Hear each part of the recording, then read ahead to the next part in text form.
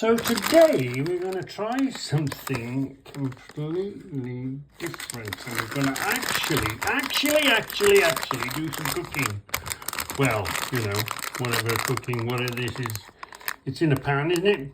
Add noodles to half a pint of boiling water, bring to the boil. So we'll boil the kettle. This means that, so turn that on, make it click, wait, oh yeah, right, well there we are, that's got going, right, put that on there. How much is half a pint? Not much, is it? Is that half a pint? Yeah, gotta be in it. Gotta be. Let's and that's going to bring it to the boil. Let's what am I doing next? Let's open this packet. Hold on, open the packet. This is the noodles. Put the noodles in there. Yeah. Now what? The water is boiling. What did it say? What did it say? The boil. Add flavour sachet and heat timer for 4 minutes until water is absorbed. Right, 4 minutes. Add the flavour and give it 4 minutes. Right. See you in 4 minutes then. Just check. It's not chicken curry, is it? No, it's chicken flavour. So, whilst we're on about, it seems to be softening up. It seems to be actually getting going. It's not been 4 minutes yet, but whilst we're on about flavour, let's put some flavour in it. Let's get an OXO. So you know my mantra, don't you? If in doubt, throw an OXO into it. See what happens. Because you have gravy with chicken, don't you? Yeah, so if in doubt, throw an OXO in it. See what that does. It hasn't been 4 minutes yet. What do we do now then? There seems a lot of liquid in there. Maybe I put more than half a pint in. Does that? What we're going to put in there to sort of thicken that up? We could put gravy granules in. That'll sort of thicken it up, wouldn't it? Turn it in more of a soupy sort of thing. Actually, shall we put another OXO in there? So we'll use the we'll have noodle. We'll have OXO. Yeah, it'll be the same as having a cup of OXO. If I throw another OXO in there, it'll be like having a cup of OXO. Because just drinking OXO on its own is nice. And by the way, it's going to have some noodles in it. Yeah, let's throw another one in. So what did we say? Throw another OXO in there. Yeah. So they don't just be like a cup of OXO, the drink, with noodles in it. That can't be a bad thing. Chicken flavoured noodles, if the flavouring still works, or unless the OXO has killed the flavour of the chicken stuff we put in.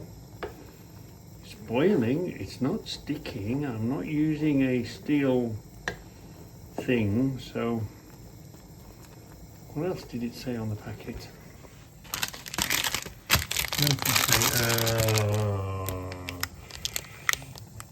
Add flouring sachet, you've done that. Add the OXO, yeah. Reduce heat and simmer for 4 minutes. Oh, reduce heat, okay. So that it doesn't burn and catch, okay. Turn the heat down. Is that? That's off. Let's turn the heat down slowly. Hold on. So it don't make a noise. Okay, it's not going mad now, is it? So, this will be the same as an OXO drink You know, just a cube of OXO, but it's going to have noodles in it. That'll do me just fine. That'll do me just fine. And that just sort of... Will it burn if it's boiling? It's been in there a good old time, hasn't it? Has it been 4 minutes yet? If in doubt, throw an OXO in it. Sean did mention Marmite. Maybe not this time, because I know if you put Marmite in it, I know it's got that umami stuff in it, but if you put Marmite in there, it's going to overwhelm. It won't be OXO flavoured with noodles, it will just be Marmite, won't it? So this Marmite is such a strong, lovely taste on bread, or if you're just eating Marmite, great. But if I throw any amount of this in there, then that's going to overwhelm it with the taste of Marmite, I think. Wow! That was surprising. That was surprisingly gorgeous. I think I've upped my cooking skills. I've used the pan, I've used the cooker, and you know, if who remembers Big Brother? I can cook an egg. Can you cook an egg? All right, I don't come from Bethesda, Pesta. But I can cook an egg. Yeah, should we try an egg next time? That was surprisingly really nice.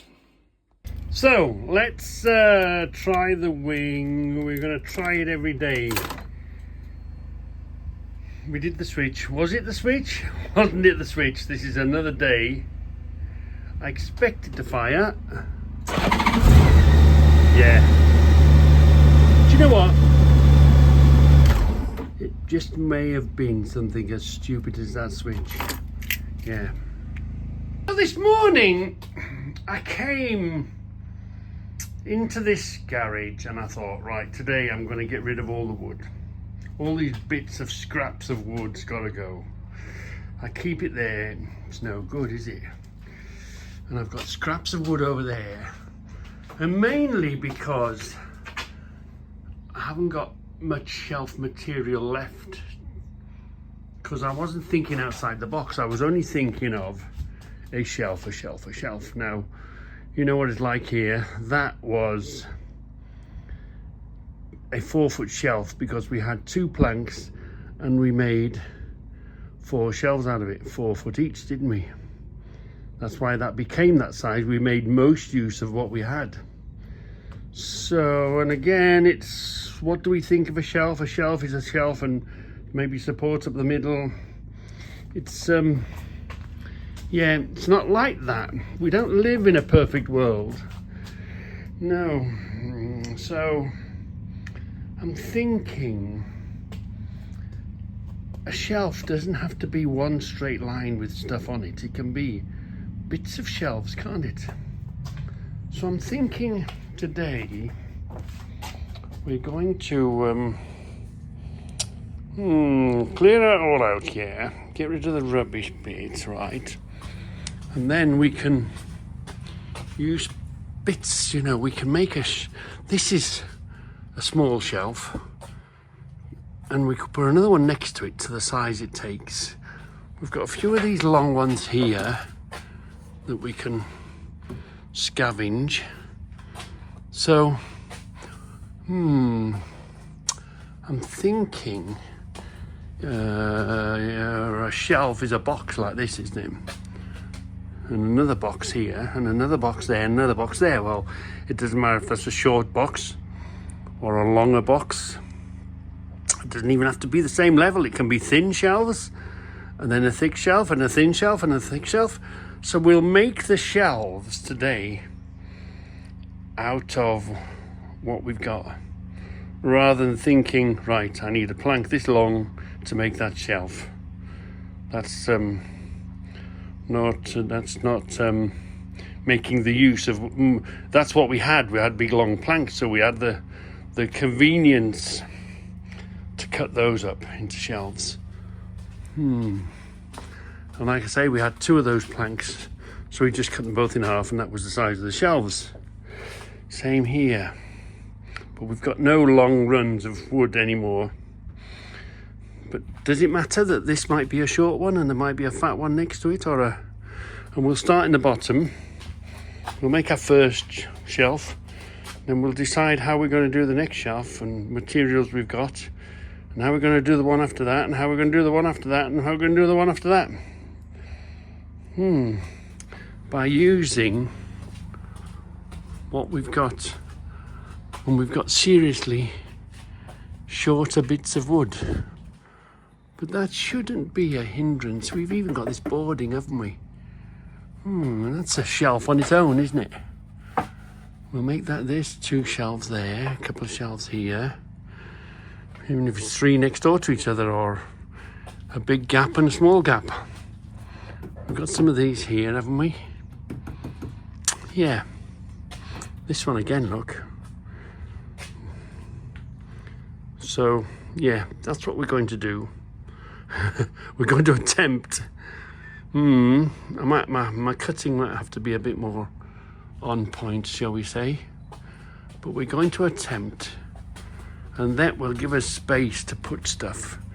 Because, yeah, that's there, but not very organised. And then if we've got anything spare, or anything overflow, we'll get rid. I mean, even this, I know it's a thin board, but it could be a shelf, couldn't it? If you put good board underneath it, 2 thin strips underneath that would make the same as a shelf, wouldn't it? Yeah, that's what we're going to do. For a change, we're going to make some shelves today. Try and create space for ourselves. So, one of the great things of having a PT set is you can have your camera on patrol, which watches the back there, but then when you hear a strange noise, or you're not really sure what's going on, you can have a look, see, and you can see there's a servicing man or a repairman doing his thing. So instead of popping your head over the fence, or somebody saying to you, "What are you doing, you nosy old bleeder? Leave me alone." You can be a nosy old bleeder without getting caught. What are we going to do? Let's zoom in on him. Oh, he's a valeter, look. He's giving that car a good old scrubbing and a washing. I think we're at the drying and polishing stage, because he has had his door open, and he has had the generator thing working. Yeah, don't worry about that. Somebody lost their cat. Let's have a look. Let's see if we can see. So we can see. Ooh, don't go mad. Come on, come back. Likes to go mad, this thing. Stop. Come back. There we are. Let's read what it says on that. Little click. Ooh. Let's get a bit right. Let's go in a bit more.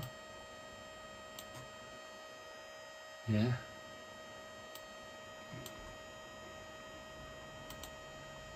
There we are. Somebody has lost their pussycat and put my cat Kitty has gone missing. Please ring. Yeah. So, which is fine. So now we know what that is. That activity is the other side of the fence. We can return now, and we can now we know what it is and what's going on, and we can. Oh, they've arrived. Oh no, they're leaving the there, leaving the back field. Leave that about there. There we are, look. We can now return back on our little security duty. Can we? I always press the wrong damn thing. Hold on. Yeah. Let's watch that vehicle leaving. Yeah. So that's when you've got CCTV and PTZs, you don't miss anything and nobody knows you're looking.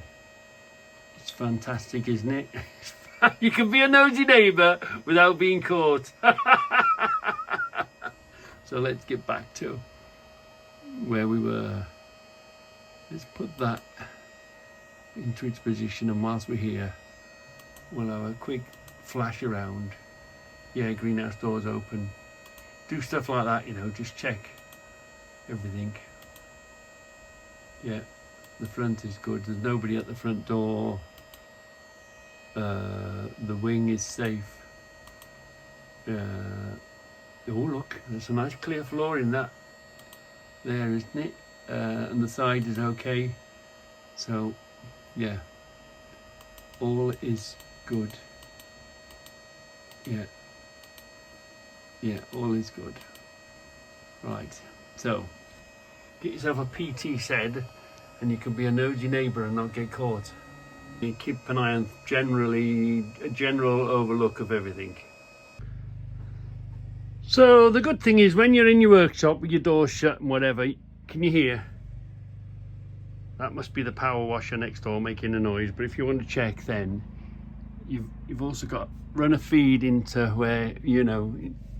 Now this picture has gone up, I don't know why, and I don't know what control that's going to make it come down again, but we can see what we want to see. We can see if there's anyone at the front door, anyone around the front of the house, anyone in the garden, anyone coming up the drive, anything in the workshop. Here we are, we're here. Anybody coming up. So it's a handy thing to have just when you hear a noise or anybody, and you don't miss anybody. And if Posty comes to the door, you see, you know if it's a visitor, you know if it's a Jehovah's Witness, not to answer the door, or if it's somebody you know you don't recognise, you don't answer the door. Yeah, somebody trying to flog you something. Yeah, so having a CCTV system is fantastic. Now the price of technology, you know, the price and the availability of just the odd camera here, there and everywhere, you're so very much protected now. Let me just show you. We've got 3 other cameras that I'm going to show you. Doorbells, or these ring doorbell type things, are amazing. And yeah, you've got a little camera watching the door. We have these little cameras. They're great. They just connect straight to your phone. They keep a certain amount of recording, but we do this. That camera keeps an eye on that window. So if somebody's in the window, looking through the window, trying to get through the window, that little camera watches them. It's doing its scans, it's doing its checks. Yeah, it's just having a look, making sure it's doing its periodic look about. It doesn't go off all the time. This stays in the spare bedroom. If they're in ransacking your house, they're going to come through that door at one point, aren't they? Come through the bedroom door. So, and that's got them. Yeah, and just notifies you. You just know then, don't you? If you do see someone in your house, you can give them fair warning. Yeah, you can say, get out of my house now, because it's not going to look pretty when I get there. So, before you start your project, and you know you're going to use battery operated tools, just make sure your batteries are charged up, because we don't use them that often. I don't use them that often, really. What have we got? Have we got 3 or 2? We got 2 on that one. Yeah, we got 2 on that one, so we need to charge that one up. So we've got some life in that one, And let's charge this up before you even begin a job, because how many of us have gone to do a job, gone to pick up your battery tool and it didn't work? Oh, it was dead. Done that plenty of times. How many trials did we use? Did we want? I found 2 out here in the wild. This one's cleaning up.